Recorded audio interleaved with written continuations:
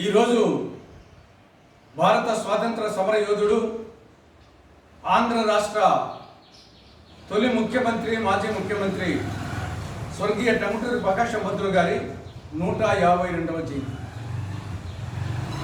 టంగుటూరి ప్రకాశం పంతులు గారు నీతికి, నిజాయితీకి, నిర్భీతికి, ధైర్య సాహసాలకు మారుపేరు.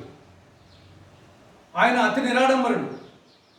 ముఖ్యమంత్రిగా ఉంటూ కూడా తన బట్టలను తానే ఉతుక్కునేవాడు.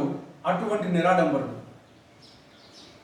1928 ఫిబ్రవరి 3వ తారీఖున మద్రాసులో సైమన్ కమిషన్కు వ్యతిరేకంగా జరిగిన నిరసన సభలో ఆంగ్లేయుల కాల్పుల్లో పార్థసారథి అనే ఒక ఆంధ్రుడు మరణించడం జరిగింది.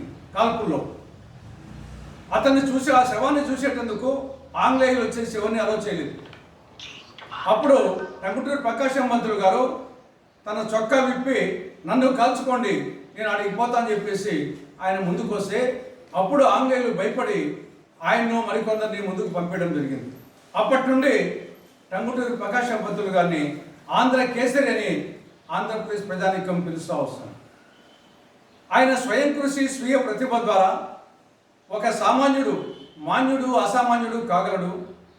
ఒక వారాల అబ్బాయి అంటే బీదరికంలో ఒకరోజు ఆ ఇంట్లో, ఒకరోజు ఆ ఇంట్లో, ఒకరోజు ఆ ఇంట్లో అన్నం తిని తన బాల్యాన్ని గడిపినటువంటి ఒక వారాల అబ్బాయి రాజమండ్రి మున్సిపల్ చైర్మన్గా, మద్రాస్ ప్రెసిడెన్సీ ప్రధానమంత్రిగా, ఆంధ్ర రాష్ట్ర తొలి ముఖ్యమంత్రిగా కావడం అనేది ఇది గర్వకారణం. ప్రతి ఒక్కరికి ఆదర్శం, అనుసరణీయం. ఆయన పేరు మీద ఒంగోలు జిల్లాకు ప్రకాశం జిల్లా అని పేరు పెట్టడం, ఆయన పేరు మీద విజయవాడ దగ్గర కృష్ణానది మీద నిర్మించినటువంటి ఆనకట్టకు ప్రకాశం బ్యారేజ్ అని పేరు పెట్టడం చాలా సమంజసం.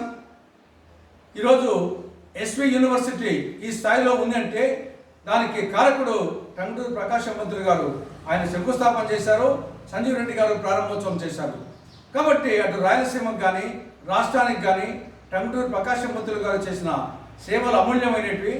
ఆయన జీవితం ప్రతి ఆంధ్రునికి, ప్రతి కాంగ్రెస్ కార్యకర్తకు, ప్రతి భారతీయునికి ఆదర్శం, అనుసరణీయం, మార్గదర్శకం, స్ఫూర్తిదాయకం.